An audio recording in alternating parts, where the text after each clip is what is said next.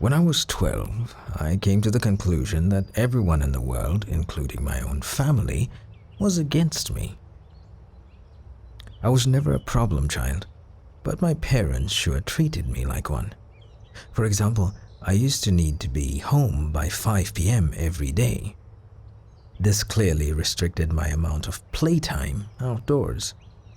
I wasn't allowed to have friends over to play at the house, nor was I allowed to go over to anyone else's. I had to finish my homework directly after I came home from school, no matter how long it took. My parents refused to buy me video games and forced me to read books, then write a book report on them to prove that I've actually read it. Now, even though those rules listed above were quite frustrating to me as a child, they aren't what upset me the most. What really hurt me was the lack of compassion on behalf of my parents.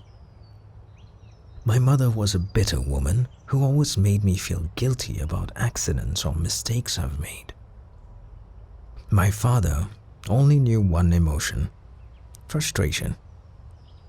The only time he spoke to me was when he screamed at me for receiving poor test scores or beat me for misbehaving.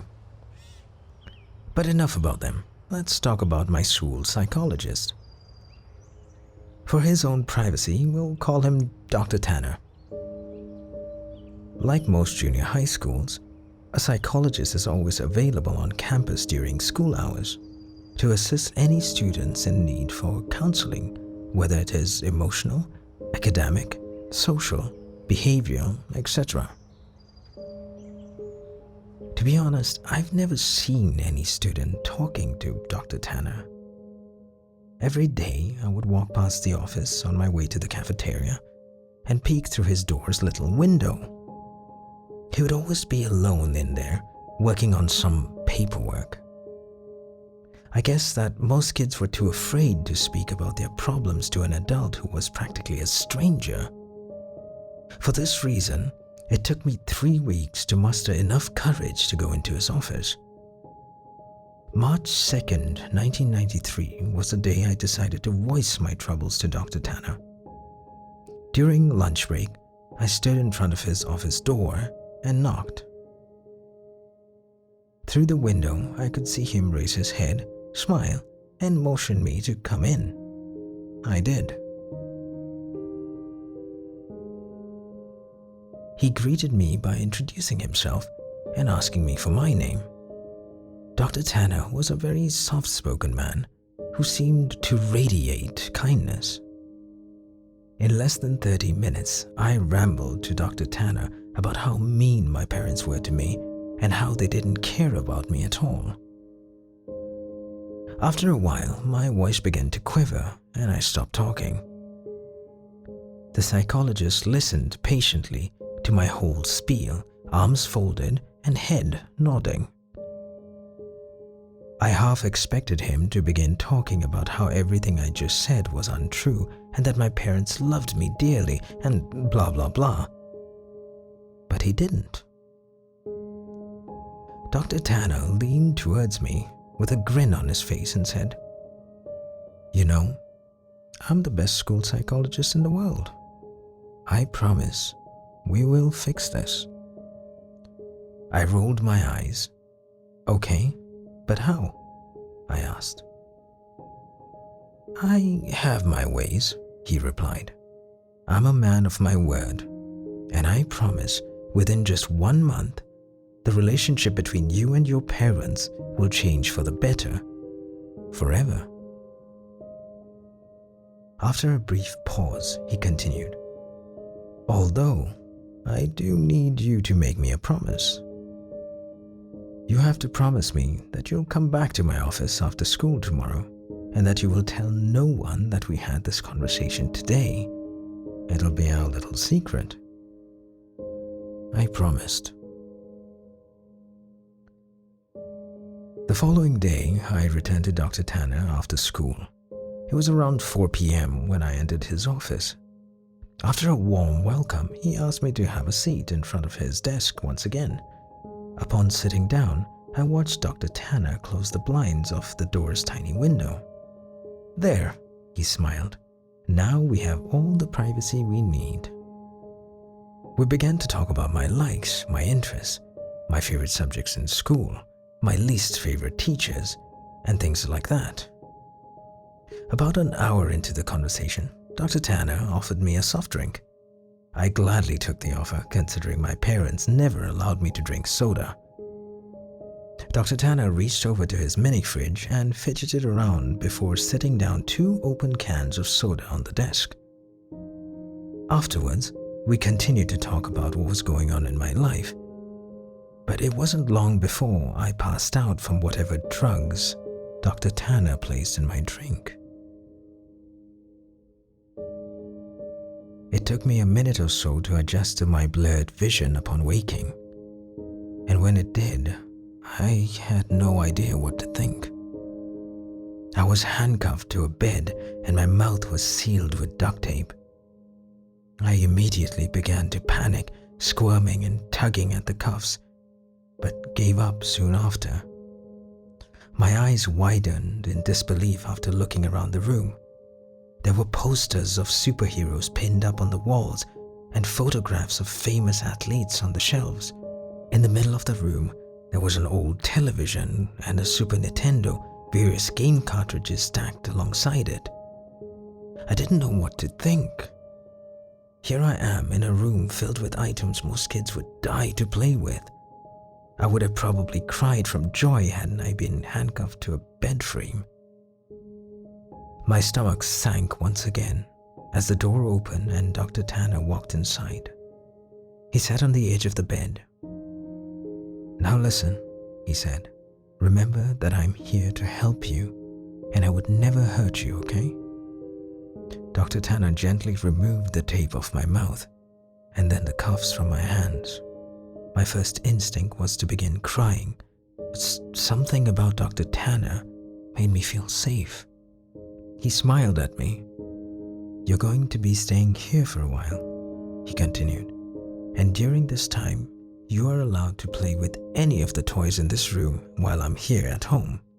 But when I leave the house, I'll need to cuff one of your hands back to the bed. You can still watch television, but I want you to only watch the news channels when I'm away." I sat in silence, still trying to process the information he had just given me. "So," said Dr. Tanner, slapping me on the knee, "you go ahead and knock yourself out. I'll be back when it's time for dinner."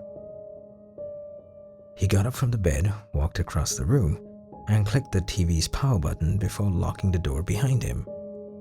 Several more minutes passed before I realized that Dr. Tanner wasn't joking.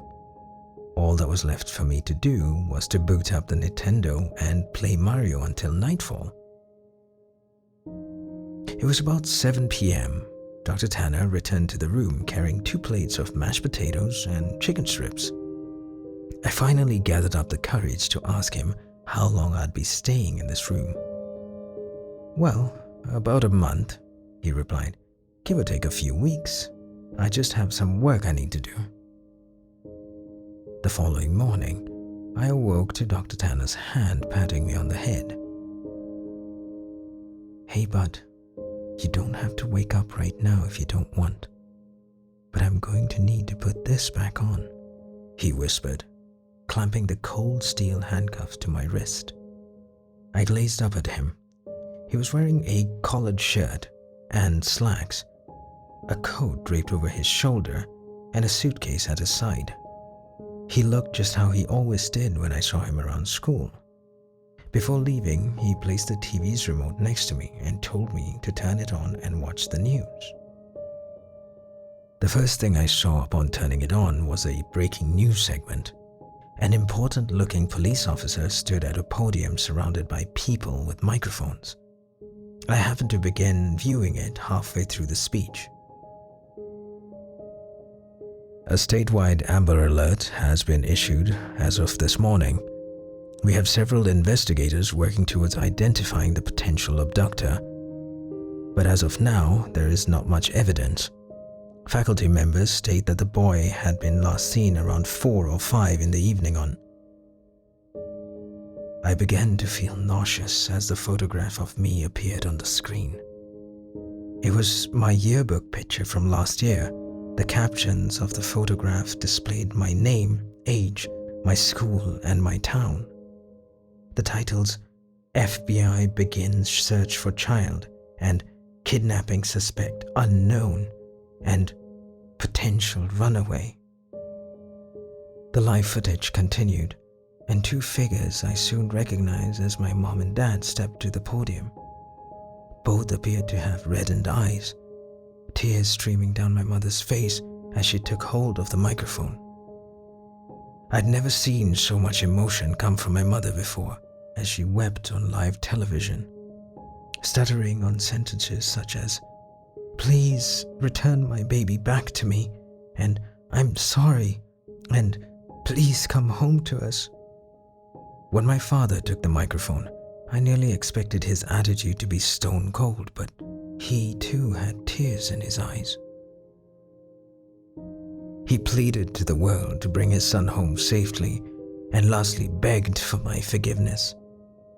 I know I haven't been the best father, but god damn it, I do wish I had been now. Please bring my boy back. I turned the power off shortly after. My emotions were mixed, for I had never once seen my father cry. I felt miserable that my parents were being put through so much, but at the same time, I felt relief. Now I know how much my mom and dad love me.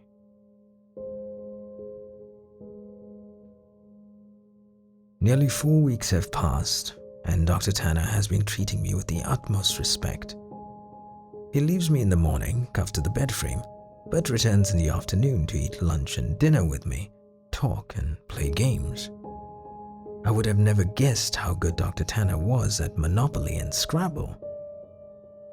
But one morning, when Dr. Tanner woke me before heading off to work, I noticed a stern look on his face. I also realized that it was 3 hours earlier than when he usually wakes me up. "You need to watch the news today, no exceptions. I want you to keep the television on all day and pay close attention," he stated grimly. I of course complied and watched him exit the room. About 2 hours later, a breaking news segment interrupted a toothpaste commercial I was watching. The title, "Human Remains Found." Two men in suits stood aside one another and began speaking. "We are displeased to bring up such unfortunate news this morning regarding our missing child case from earlier this month." One of the men bowed his head while the other one speaking shuffled through some papers and continued. "The remains of a body was found in a garbage bag beneath the highway overpass. The body appears to be that of a child, although not much of it is left. The body has been decapitated and much has been burnt to ash and bone." The screen shifted over to a helicopter view of the freeway. Dozens of police cars gathered near the bottom of the tall overpass. The man's voice could still be heard. Within the bag, police found a junior high school identification card labeled as such. The screen showed the ID card that I always kept in my backpack. The plastic was sort of melted away, but my photograph and my name were intact. After the two men dismissed themselves, the camera panned over to my parents. My mother's face held a painful grimace, and my father sulked his head down to his knees. I shut off the television. Dr. Tanner returned home very late. He hurried into my room, unlocked my cuff, and placed a bottle of fizzing water into my hand. He placed his hand on my shoulder and smiled. "I made you a promise, didn't I?"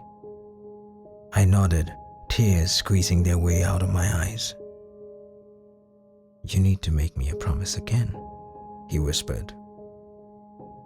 He told me that I needed to drink all the water in the bottle and it would help me sleep, and that from here on I am never to tell anyone that I have ever met him. I promised.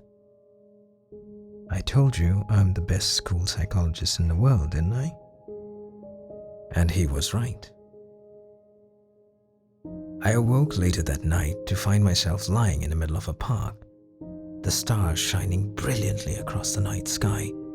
I recognized the park. It was not too far from my school. A mile or so down the road, I saw my house. The lights were off inside, but I could make out my father sitting on the step leading to the front door. I hastily called out to him. He lifted his head slowly, but when he saw it was me, he sprang to his feet and ran, arms open, yelling my name. My mother erupted from the house behind him. Dr. Tanner was right. Things have changed with my family. My parents smile more often. They treat me lovingly. I couldn't have asked for a more perfect ending. Every now and then, I see Dr. Tanner on campus, walking to and from his office. Rarely do we ever make eye contact, let alone speak to one another, but sometimes he'll shoot me a wink and a smile. I will always keep my promise to him and pretend I've never met him. But there will always be that one question that will always be floating in my mind. Who did Dr. Tanner decapitate and throw off the overpass? The end.